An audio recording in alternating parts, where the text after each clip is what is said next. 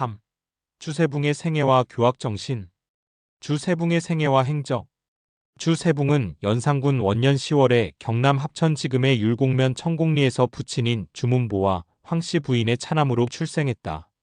황씨 부인은 꿈에 한 노인이 나타나 금으로 만든 붓 한 자루를 주면서 잘 간직해 두었다가 내 아들에게 주도록 하라는 태몽을 꾸고 주세붕을 낳았다고 한다. 그의 본관은 상주이고 자는 경유이며 호는 신제, 소농, 낭고 등이다. 시호는 문민이다.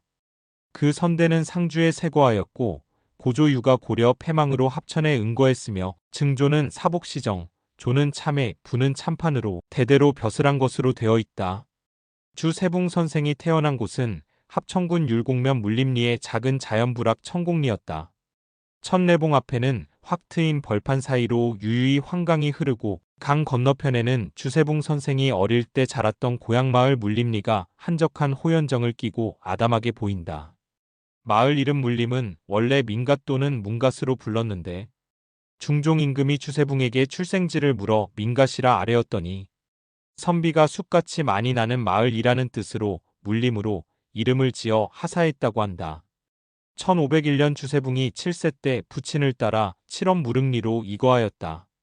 12세에는 진사 강신효의 문화에서 학문을 시작하여 1512년에 향시에 장원하였지만 이듬해 복시에서는 낙방의 고배도 마셨다. 23세에 부친의 가르침에 따라 자신의 호를 신제로 지었다. 이것은 말을 조심하고 행동을 조심하며 마음을 삼가라라는 뜻이었다. 26세가 되던 1520년 11월 별시 문과에 을과로 급제하여 승문원 권지부정자가 되고 30세에는 김갱필의 제자인 김정국이 성리저료를 지을 때 그 서문을 맡아 쓰기도 하였고 호당에 선발되어 사가독서하기도 하였다. 주세붕의 삶은 풍기군수에 부임하면서 새로운 정기를 맡게 된다. 그는 풍기군수로 부임한 이듬해인 1542년 안양의 고향에 사묘를 세워 선생의 위패를 봉안하고 다음해 1543년에는 학사를 건립하여 사원의 체제를 갖춘 것이 백운동 서원의 시초이다. 이러한 백운동 서원의 창건은 당시 사림들에게 절실히 요청되는 시대 상황과 맞아 떨어졌다. 사대 사화를 거치는 동안의 정치적 혼란기에 많은 사대부들이 그들의 향촌으로 물러나 은둔 생활을 하면서 지방 자제들에게 천자문, 소학 등 기초학문을 수학하게 함으로써 향리에는 많은 사설 서재나 서당이 들어섰다. 이 당시 지방교육은 관악인 향교가 있었으나 국가의 지원이 없어 지방관리도 이에 대한 관심이 소홀한 상황이었다.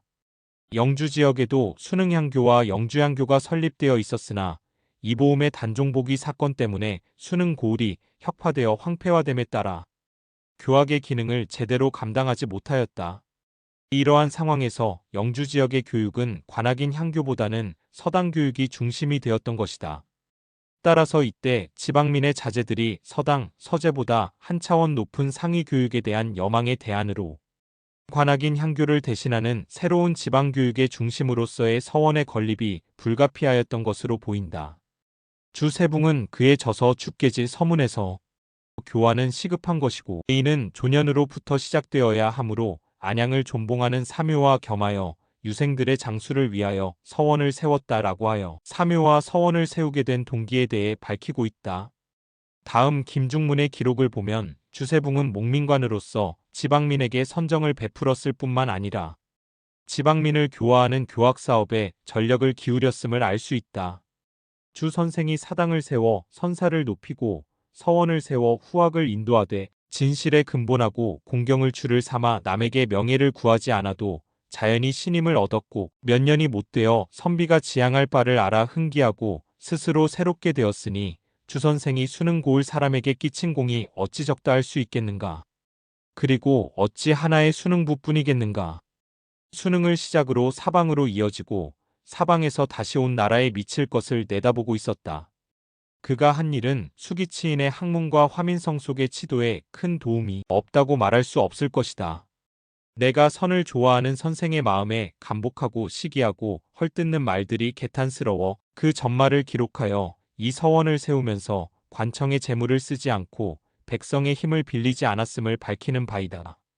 그 후 1548년 10월 풍기군수로 부임한 퇴계 이황은 백운동 서원을 공인화하고 나라에 널리 알리기 위해 1549년 정월에 관찰사 심통원에게 백운동 서원의 사액을 바라는 글을 올리고 국가의 지원을 요청했다.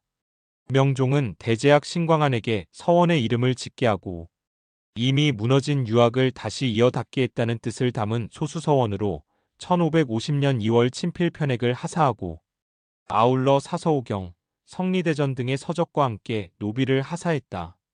이와 같이 백운동 서원이 퇴계 이황에 의해 조선 최초의 사액서원인 소수서원이 되면서 서원이 성리학의 정통성을 이어가는 학문의 도장으로서 뿐만 아니라 선현의 봉사와 교화 사업을 공식적으로 인정받는 계기가 된다.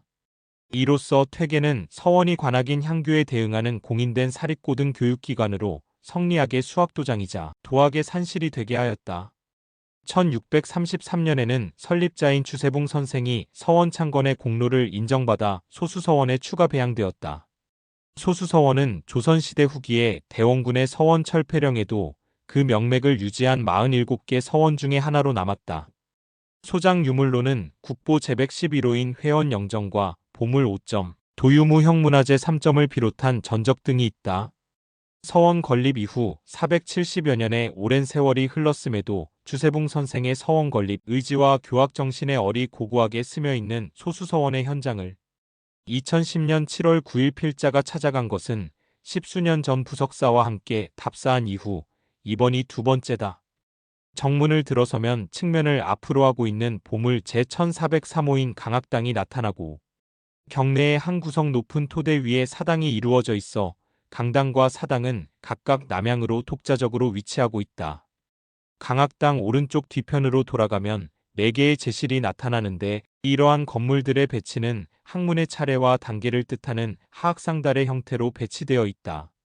독서를 통한 학문의 즐거움을 의미하는 지락제를 시작으로 성현의 길을 따라 학문을 구하는 학구제, 날마다 새롭게 한다는 일신제, 그리고 깨어있어 마음을 곧게 한다는 직방제들이 최초의 서원으로서 면모를 그대로 간직한 채 비교적 자유롭게 배열되어 있었다.